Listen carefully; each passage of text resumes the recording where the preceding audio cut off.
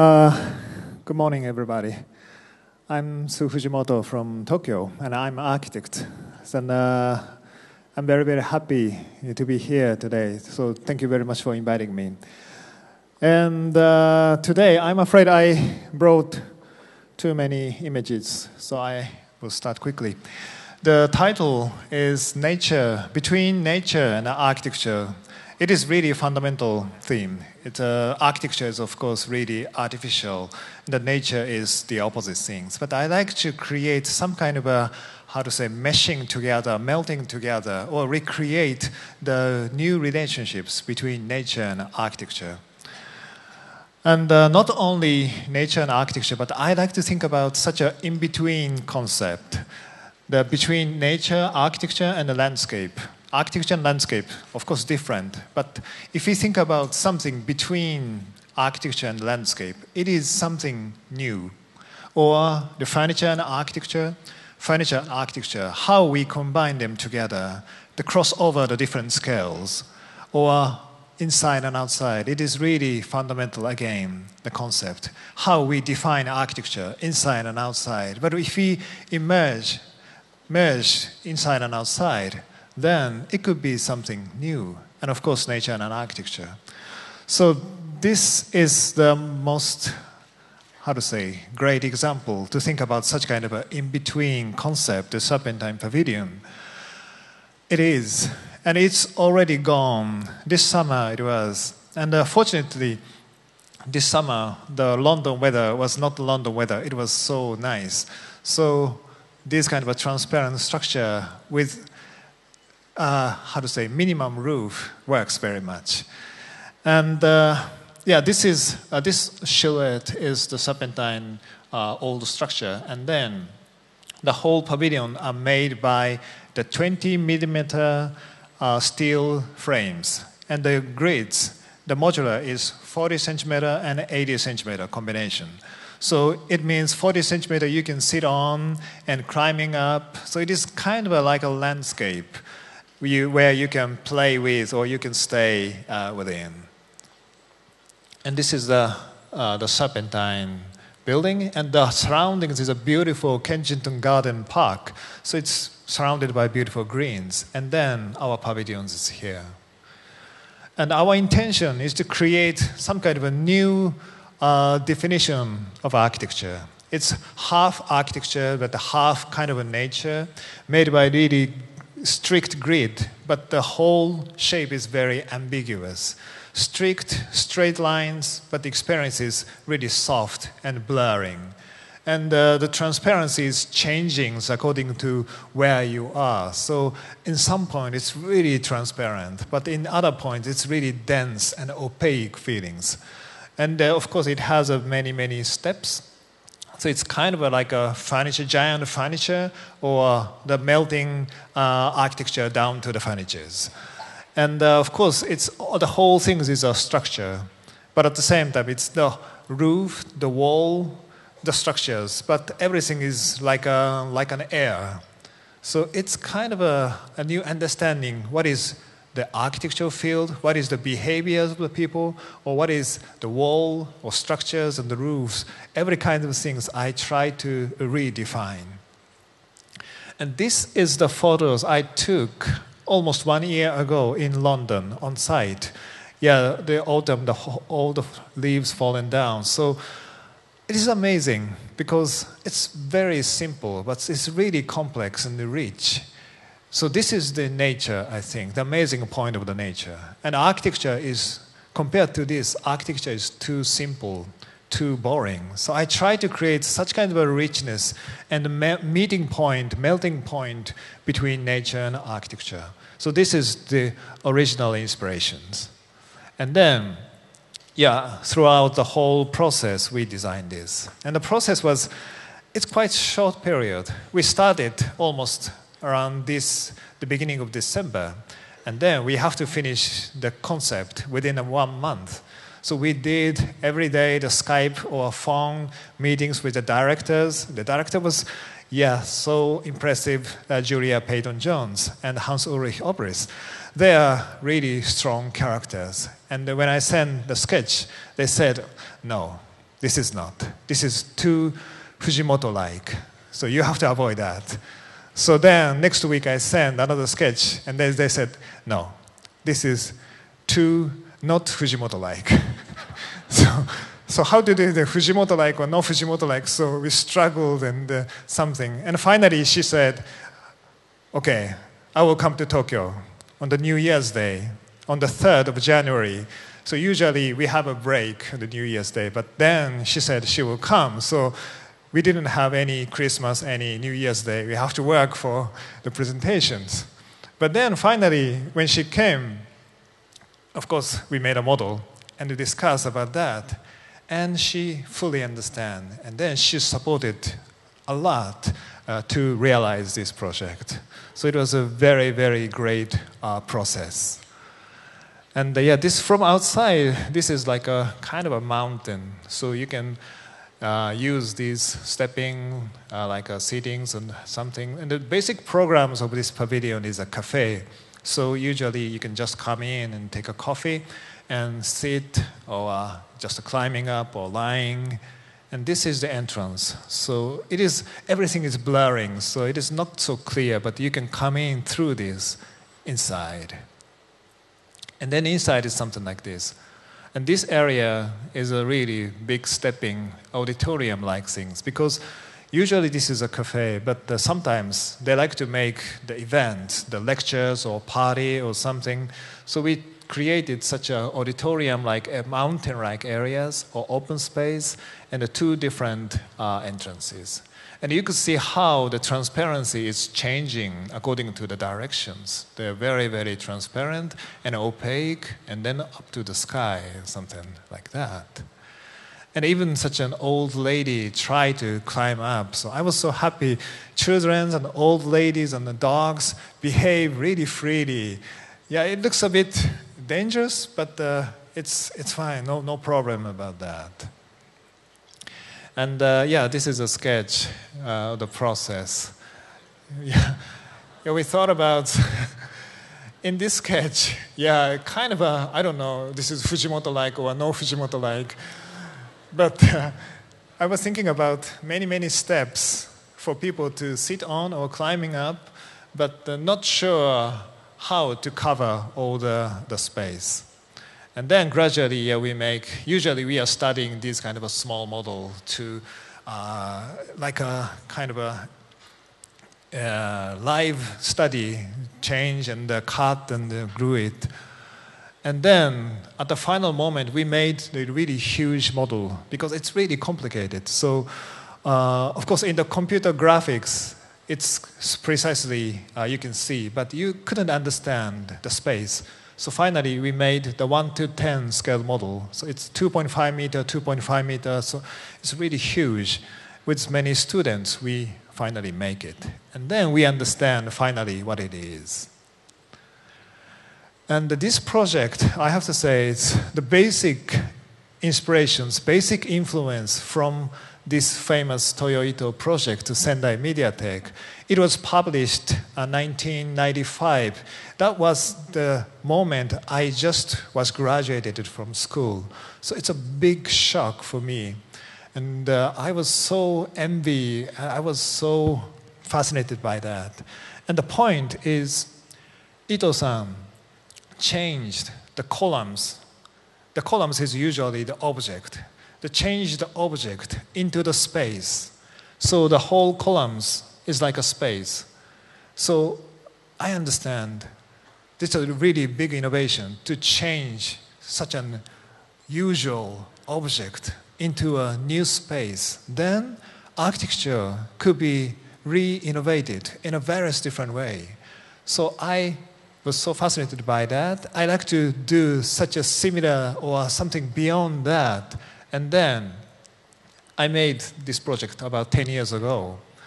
It is, Ito-san did change columns into the space. So I said, okay, so I will change floors into the something spatial floors. So dividing floors into smaller pieces and make layers to create furniture-like or space-like things. So changing the object into the space is the basic creations, the basic understanding of the new architecture for me. So that was the beginning. It was about 20 years ago. And then gradually I developed that ideas. And then this is a conceptual model. And then this is a real private house. But again, you will see not only have the typical first floor, second floor, but dividing such floors into smaller pieces, even dividing the roofs into smaller pieces, and recompose the whole space as a living environment. So it's more like focusing on the people's behaviors, not like compositions, but more people's behaviors, and let people behave as they like. You can choose different levels according to your activities or according to your feelings. So then, finally, such kind of a whole 20 years process could create this Serpentine Pavilion. So it was a really long process. And you will see how the transparency, these areas is transparent and then opaque, getting more whitey, misty feelings. They're like a white big mountain.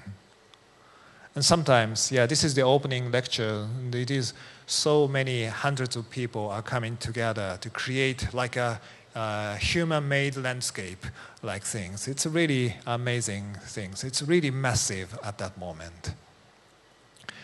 And for the dogs, it's really like a paradise. Walk around, no walls, no something, but just go up and behave as they like. And this shadows is also quite beautiful because, of course, the structure is really thin, and then the floor is concrete. But if the shadow is coming in, then your experience is surrounded, even on the bottom, surrounded by these thin elements, like surrounded by the air or something like that. So it is the beautiful moment of the pavilion. Anyway, it's quite fortunate. It's quite big success in London because of the nice London weather this year.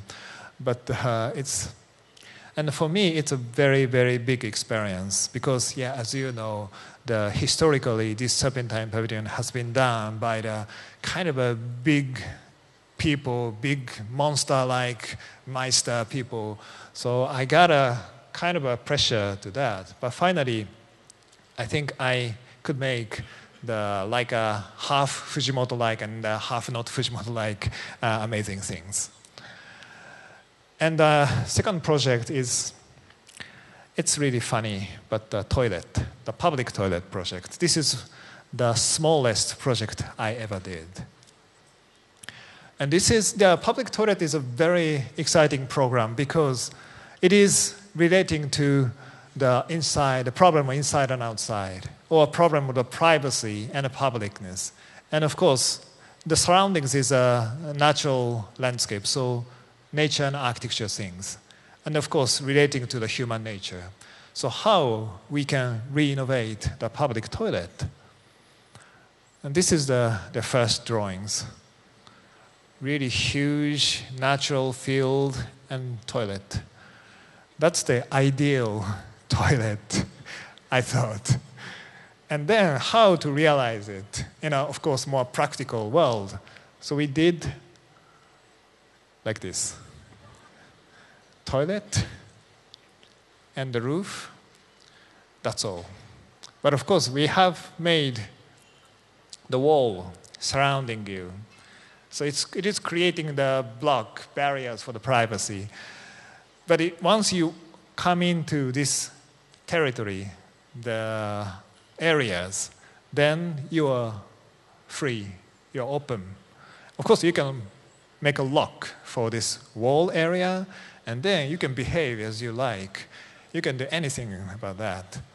So of course, the toilet is surrounded by the glass, but it's just to block the wind or rains. And then the inside is also natural green grass and some trees. So it is dividing the skin in two pieces. the blocking the view skin and the creating the shelter for the weather. So dividing in such a skins and introducing the nature between such a divided skins to create the super different experience of that. From above, something like this. This is the wall. This is a toilet for women. So it's only one woman for toilet and one more for the wheelchairs and of course for the male or something like that. And this is just alongside the railway. But we carefully designed the height of the wall, not to see from this. If you are standing in here, you could see it. But if you sit on, it's blocked. The lower part is blocked. And yeah, the plan is like this. So you can open the door and come in. Yeah, the whole area is your toilet. And finally, you can get it. So it is like this. And it's really, of course, it is a low budget. So we made this wall by just the piles pushed it onto the ground. So it's really primitive. So I felt it's fitting to the surroundings. From outside, it is something like this. It's really minimal, the wall. And nobody imagined a toilet inside. And this is a door for women. And you will see the pathway leads you to the toilet. And yeah, you will see the neighbor's house here. But yeah, don't worry about it. If you sit on, the lower part are blocked nicely. And yeah, something like that is. And this photo has been taken by Iwan Ban, as you know, the famous photographer. He's very, very busy guy, but he spent the whole day only taken to this toilet. And he hires the lifting up car to take photos from above. Yeah, so it's a great pleasure that he took such an effort to just take one small public toilet. And then I like to expand the scales of architectures. It's a competition proposals for the Middle East countries. It's a huge urban proposals. So between architecture and the city, it's a design of the long, about 1 kilometer street, shopping street, and the whole areas are the site. So we have to design the whole, for example, the Champs-Élysées, whole Champs-Élysées is a program. And then we proposed such kind of a really strange towers and shopping centers combinations. The inspiration is this Bedouin tent, so getting from the local cultural things. And of course, the motif of arch is such kind of a Middle East culture. And then inside of the tower, we have a huge openings. It is creating the natural ventilations. Because of this kind of a climate, we try to create such a natural ventilations, not too much mechanical ventilations. So this tower is for such a architectural ventilation systems. So this is it. The whole things are surrounding the void, the commercial programs and some viewing decks and something like that. And on the bottom, we have the commercial areas. And then, yeah, this is a view from the one tower to the whole series of the towers. It's so different from my previous works, I'm afraid. But of course, I never used such kind of the shape of the arch or something. But without these kind of a practical or real shapes, you could find this is really similar to the Serpentine Pavilion, made by the grids. So a group of the huge numbers of the grids, then the whole shape is more free from that. So for me, it's continuous from the Serpentine Pavilion to this project, but the different scales, different culture, background, different programs. So that kind of a diversities of the project, I'm really enjoying, because when we finish the Serpentine, it's okay. It's a really pure, beautiful structures. But when we try to bring such a concept, a great concept to some different size, different cultures, then new inspirations, new ideas should become. Then for me, it's really exciting how the ideas unexpectedly growing to the different way, and of course different size. So I'm trying to do such a, different things, not limit my territories, but more open to the possibilities. And this is and I was so excited to find out such an arch shape could create the layers to make particles of the light coming in through. So how we can make the filters to block the sunlight. And of course, blocking the direct sunlight is another really practical requirement. But not only answering the practical requirement, but to get it beyond something and to create something beyond that. And in some area, it's really crazy, but we have a whole water and the real shapes here. So it's, I don't know, inside, but the whole outside feelings. And the shopping areas. And this is a night view. But the whole competitions, we did a lot. And we arranging the presentation date, but suddenly the competition itself has gone. They said the king of this country just decided to stop these competitions. So it's now it's gone. But for me, it's exciting experience to be involved in such a things, and suddenly it stopped.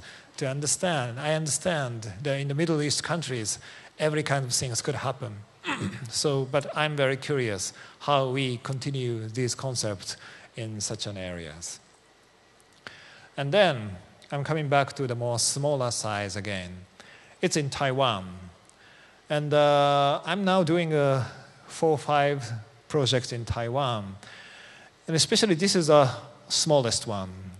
And relates to the furniture and architecture or the urban situation and architecture. This is it. This is the cafe. The monsters of the staircases, the kind of a labyrinth or the Escher's drawings-like things. But the starting point was very, very local. This is the small pathway of the Taiwan back street. And I really like these kind of feelings. It is not like a huge urban scape. It's more like a half architectural experience and half urban space. And these kind of continuities of the pathway, I was so fascinated by that. So I try to create something between these urban situation and the cafe architecture, integrating them together to create 3-dimensional pathways inspired by this. So these staircases is, for me, it's like a pathway going up and split and then coming together or the mixing together.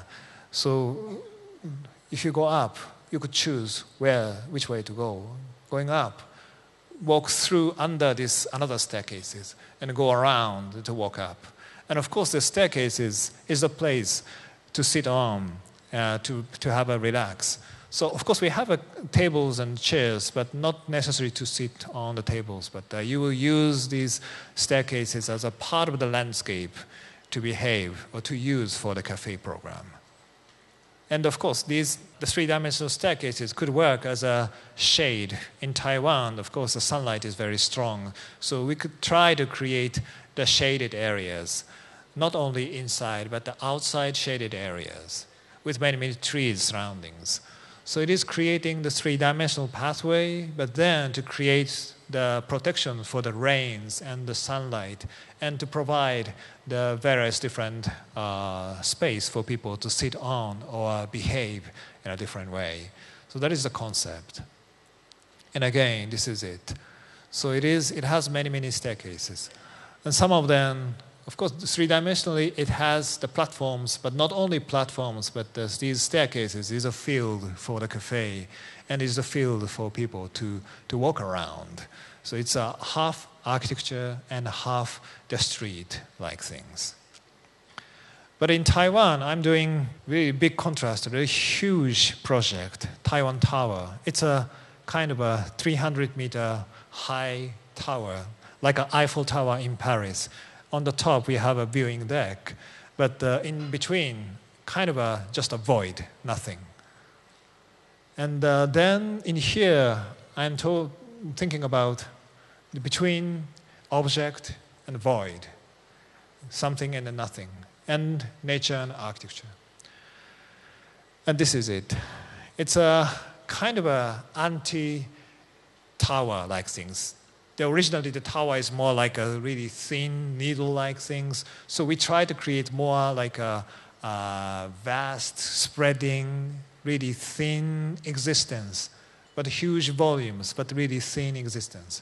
So we have the contradiction of the object, but the void. We created the void by the object. And this is the simple history of the tower. Of course, we have a long history before, but the Eiffel Tower, then we have higher, 1 kilometer finally. It's getting same shape, but getting the higher. So we try to create the different story, different histories, change the whole concept of the towers, more getting fat, but more transparent, and more like volumes or areas as towers. And then the followers could come like a strange shape, but the voids like towers. So to change the whole history from this point, it was a presentation. So made a contrast, Eiffel Tower, Taiwan Tower, 20th century, 21st century, Paris. So for Taichung people, yeah, Taichung will be the 21st century Paris. And then the machine age, and I don't know, environmental age. I don't know what it is exactly, environmental, but something like environment, an object, and more phenomenal, or like a more air-like things. And at the same time, I made the simple presentation relating to the Taiwan nature and culture. So the first inspiration was to create the huge one big tree in the middle of the city. And then people will come to under the trees to have a chat or to have a communications. And I understand that in Taiwan, the trees is not like a one trunks, but it has a long roots going down from the branches to create more area. So I was inspired by that. So not to make the one line, but more to create the areas made by the trees. So 300-meter high trees, that was the first inspiration. And then, of course, this is a Taiwan island, the beautiful green island. So put Taiwan on the top, the green gardens on the top. So combining them together to create the huge tree-like, but of course bigger than the tree, existence. That was the concept. And it has it's so fat, so big, so it has a space in the middle. So it's kind of a public plaza, huge plaza, but surrounded by the huge structures.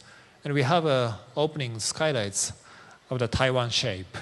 So you see, wow, it's a Taiwan island on the top. And it is, of course, 300-meter high. So it's outside, but you will feel surrounded by these columns and structures. So almost like an architectural experience. It's really, really amazing, 300-meter high ceiling one room. So it is another concept to create the urban architectural rooms for that. And it is now ongoing. It's a really tough process to do this kind of a huge public project. But officially, next year, we will start construction. And then, I don't know how long does it take to finish it. But Taichung is the city of the, I think, in a sense, architecture. Because now the Ito-san's opera house is almost finishing. And then ours will start. And now, this summer, the Sana Sejima-san won the competition to design a library and exhibition space. So it's not quite big city, but it has many, many architectural pieces for future. So I'm really looking forward how these towers could be amazing, or could be really, how to say, scary, crazy things. This is the art museum project. It's ongoing in Germany. And this is a landscape and architecture relationships. It's an extension of the Philip Johnson buildings in Europe. Yeah, they have only one Philip Johnson buildings in Europe, in the really small town in Germany, the Bielefeld. And I did an exhibition in that museum, and then we talk about the possibilities of the extensions. And this is it. It's kind of the stacking landscape ideas. Because the whole site is something like this. The huge park, beautiful park, are the site, and this is the Philip Johnson building. So the main part of this art space is the beautiful surroundings, beautiful park. So of course the program itself is to create the extension of this Philip Johnson building. Now the building itself is quite small. So how we create the extension of such a historical building? And I thought it is not the extension of the Philip Johnsons, but should be the extension of the park. To create the extension of the park by architectural method, then it is more nicely harmonizing to the surroundings and to keep the Philip Johnson buildings as an icons of the art museum. So that is our strategy. Then we made many, many models. Yeah, this is our way to do it. And finally, this kind of a way to stacking up the landscaping. And covered by trees, we will put more trees here so people can go up, but not to the top. And then this sloping areas is the kind of an open terrace deck, so people can go out to behave. So this is part of the Serpentine Pavilion, not like a grids, but the more smooth surface, but the more landscape open for people to behave as they like. And this is the program. So one level in underground, and then the exhibition space is more like a white cube. It's no window, no irregular shapes. And then this sloping areas is more like a foyer for the lobby for the exhibition space. So going up and going down through these sloping areas. And on every levels, you will have a terrace to going out to enjoy the landscape. So that is the concept. And again, this is it. And of course, this is just a conceptual proposal. So we are continuing to talking about it, but not sure it will be realized or not. But for us, it's a really nice experience to feel the really important historical context and the natural context, and to get it, to react it, but not only just react it, but something go beyond it to create the new environment. And this is the last project. This is in Japan, in Omotesando. It's a beautiful areas, and many architects designed the buildings alongside. This is a back street of the Omotesando areas. And between furniture and architecture, or the architecture and city, but anyway, this is something like this. It is concrete frames, but sometimes it's split. The frame is splitting, and then on the edge, it is changing into the trees. So the whole thing is like a half artificial, half real tree-like structures. Because yes, this is the typical photos of the surroundings, the back street of the Omotesando, and you will see how the Japanese urbaninscape are made. It is made by many, many, many smaller things. The small trees, the bicycles, and something. Every kind of smaller things are coming together to create the living environment in the city.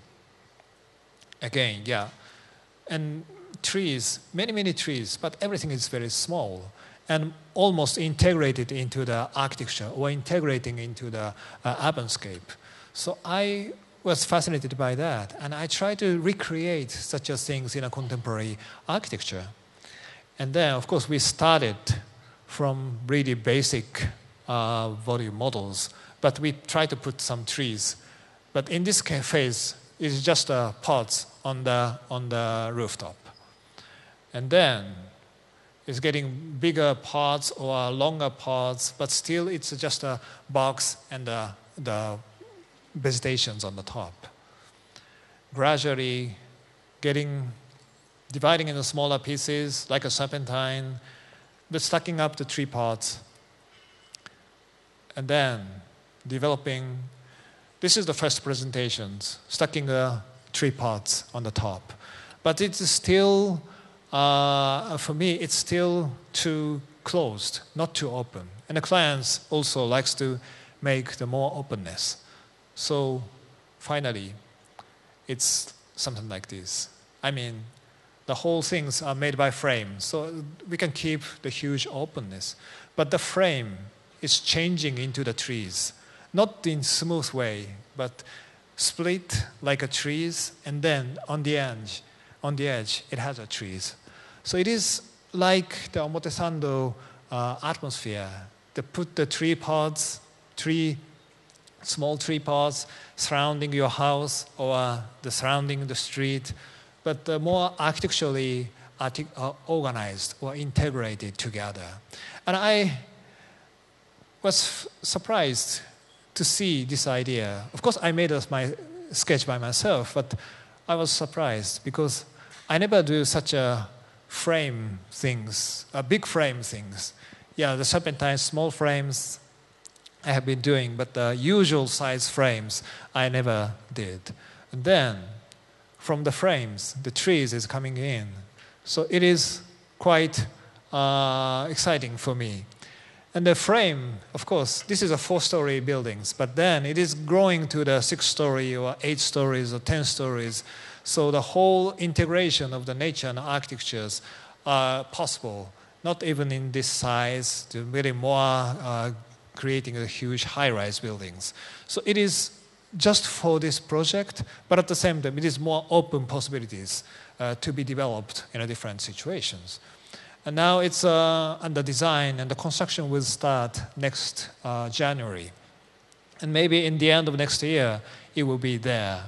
And Omotesando area is a very nice shopping areas. So you can come just for shopping, of course, and then we will see some of the nice architectures. And to close this speech, I'd like to show 2 different images. This is the image of the Tokyo, the shopping street 1 minute from my house. It is typical Tokyo. Every kind of smaller things are gathering together to create the human scale, but at the same time, urban scale environment, Asian situations. And I like such a chaotic situations. And I was born in Hokkaido, grown up in Hokkaido, now based in Tokyo, but growing up in Hokkaido. Hokkaido is like this, the place of the natures, surrounded by forest. And when I come to Tokyo the first time, I felt, of course, so different. But I felt comfortable. And I didn't know, I couldn't find the reason why I feel comfortable. So different situations. Usually it's bad, but I felt comfortable. And then gradually I learned about the architecture, and I think about my architectural thinking. Then gradually I am getting understanding. This Tokyo situation is quite similar to the natural forest, because natural forests are made by these smaller pieces. Of course, beautiful smaller pieces, but the tree leaves, the branches, and some things are surrounding you.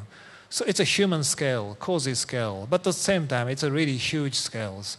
And the Tokyo, of course, each element is not quite beautiful, but the scales and how it is composed together and the whole size is quite similar. And then I was so surprised. These kind of so different things has a same or similar impressions and as an experience and as a living environment. And then I thought, between nature and architecture, we could make combinations. We could have a link, and we could make something between just a nature and just an architecture. So that's my roots and my undergoing concept. So that is the end of my presentation. Thank you very much.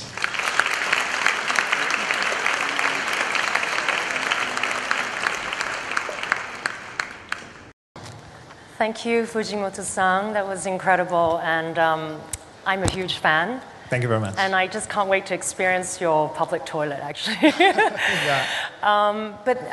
It's interesting. I read this amazing quote from one of your publications about how the ideal architecture is really creating outdoor space as indoor space, and an indoor environment to feel like an outdoor environment. Oh, yeah. And I think there's something very peculiar but particular about the way you deal with the specificity of a detail and expanding that out. And I believe, as long as we keep thinking about the detail, then the kind of quality of architecture can actually become very strong for the experience and changing our behaviors. Yeah. One aspect of your projects is also to make architecture disappear. And you nod and respect a lot of Ito-san's work from the Sendai Mediatique. Yeah. But could you tell us a little bit more about your background in between Hokkaido and moving to Tokyo? Okay, yeah.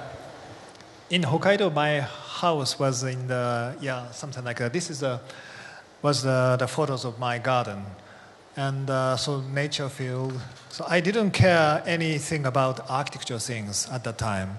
And when I come to Tokyo, I didn't decide to do architecture or not. I was more like to be like an Einstein, like a physics researcher things. But I found out my brain is not powerful enough to do that.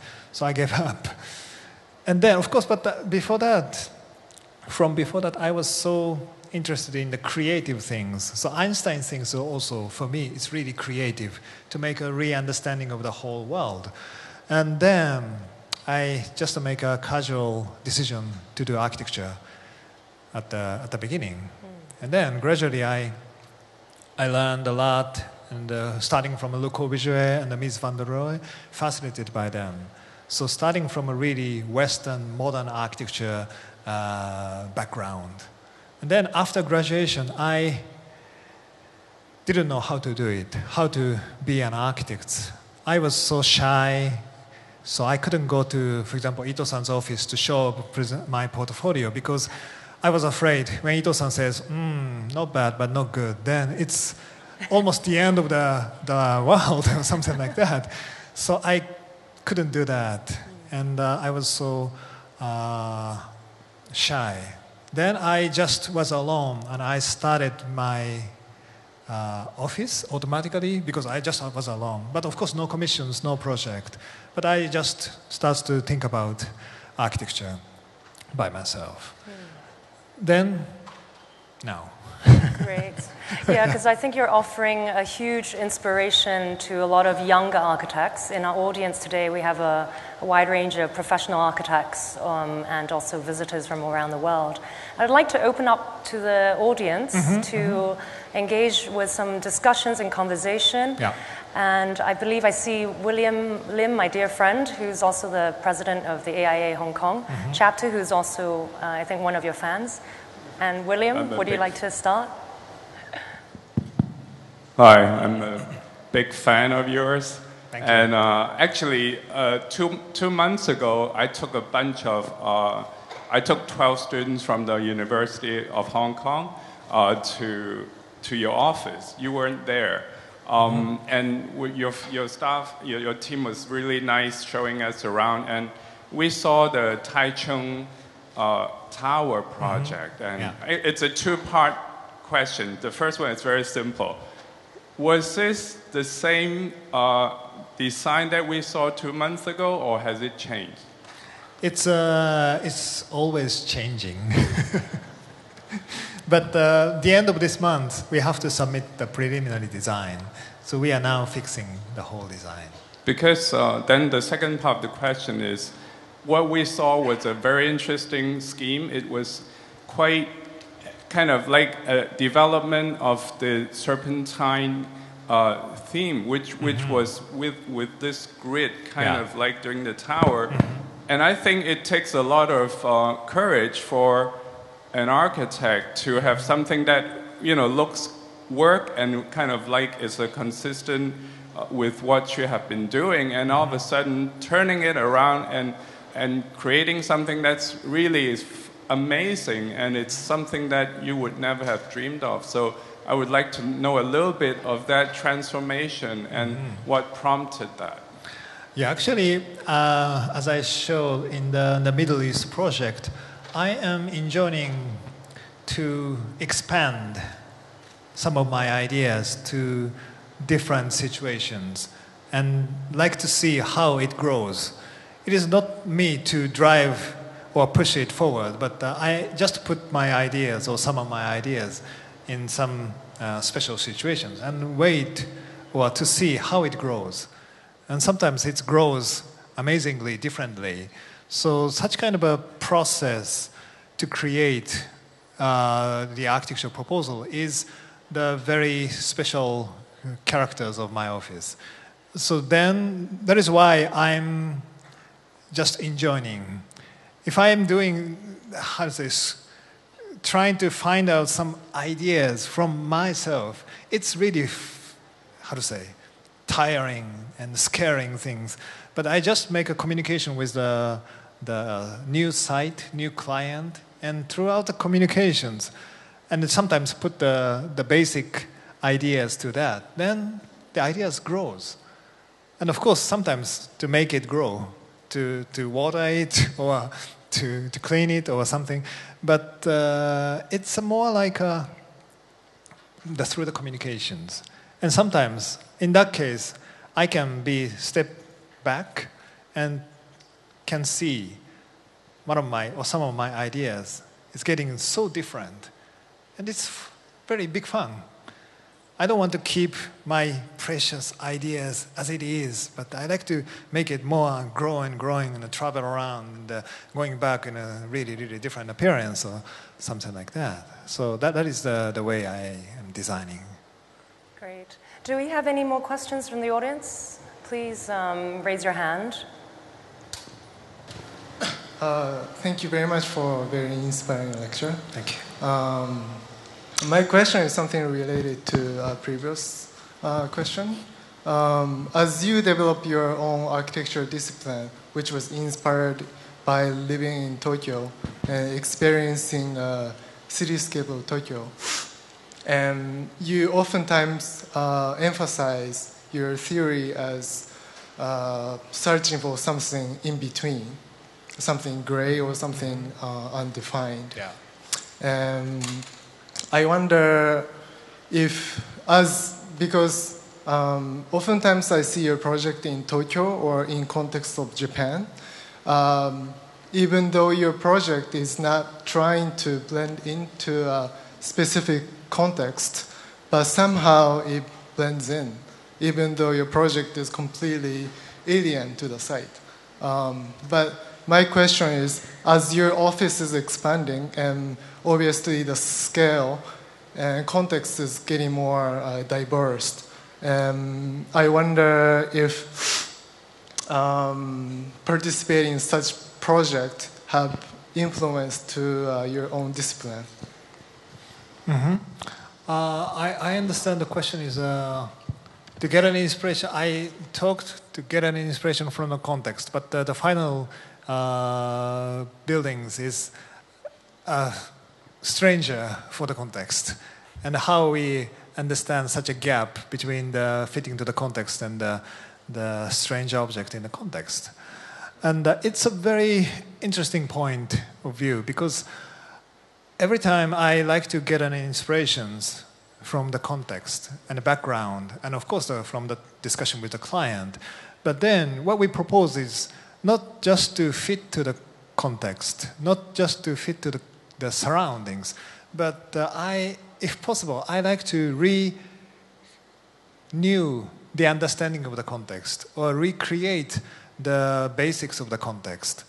So my design private house seems so different from the surroundings, but the scales or the atmospheres or some things is continuous, and then it could be the, how to say, another starting point to change, to influence the surroundings. Especially in case of Tokyo, the whole context is dynamic, so not is fixed. So it's one something new is coming, then the whole thing has an influence, positive influence, to make it more, how to say, better or sometimes worse. But anyway, kind of a mutual influences is happening. And recently we have fortunately more projects, for example, in Europe.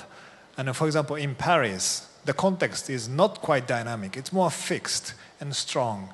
So in that case, it could be more like I'm trying to fit into the context, but not just to fit it, but to propose something new, some new lifestyle or some new appearance. Of course, it's a very, very important balance. But anyway, I'm trying to, or struggling to find out, every time, such a point of the relation to the context.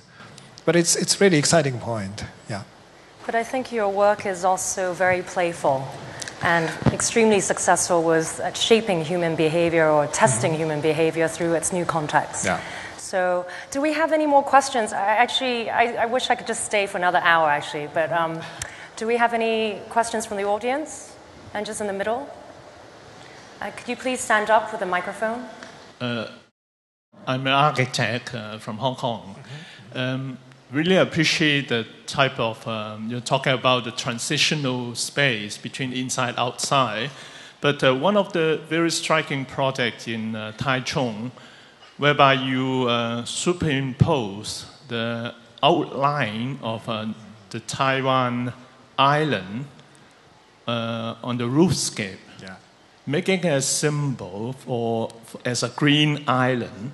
But on the other hand, that also imposed a very strong political icon into that space. So can you elaborate a little bit about between architecture and politics, and where and who initiated that idea? Is it your client, or is it your team, or anybody else? Yeah. Thank you. Okay, yeah. Actually, the Taiwan Tower project is a really exceptional things for me in several different meanings. And as you said, for example, the using such a real shape of some things is, I never do that. And for that project, I got an idea, that's just my idea, to put the shape of the Taiwan as a void to where people can see, look up, was, for me, it was for fun, in a sense. If we see that kind of tower is really abstract things. And if I make pure abstract things from the starting point until the end, it's a bit sad, I thought, because it's a huge thing and so many people will come. So I like to make some kind of a cute things.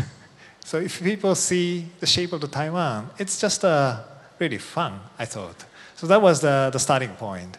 And of course, I was thinking about, anyway, this could be the, positively or negatively, this could be the icon for the Taiwan or for the city. Then that kind of a really straightforward things could be a nice way to win a competition. And then, I am not quite sure such kind of a way is how it works.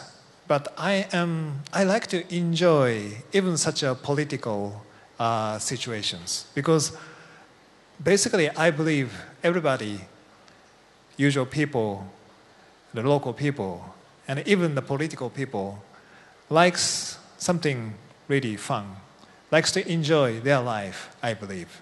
So even the political, we can talk together, joking together, and to make something really exciting things. That could be not so bad things, I believe.